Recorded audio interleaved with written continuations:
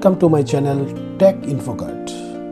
Today I am going to show you how to create a system restore point in Windows 10. Basically what happened, system restore is a system recovery tool that allow you to create a snapshot of the computer's current working state and save it as a restore point. If something goes wrong with your system and you need to get it working again, you just simply use a system restore to revert the device to an earlier point to fix the problem without losing your files.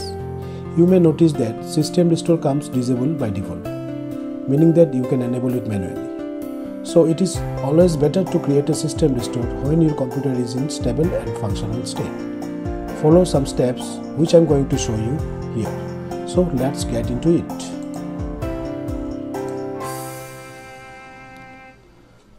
First, what you have to do, you have to write in run system restore. Click on system restore point. System properties page will open.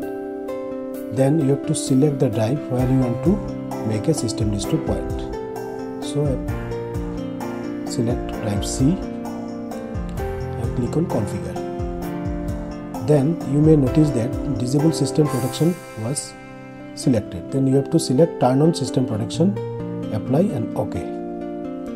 Then click on create and the create restore point page will open. Here you have to write the system restore point and the date you can add on it.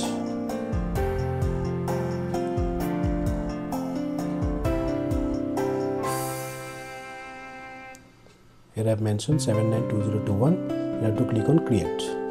Then system creating a restore point. It will create seconds.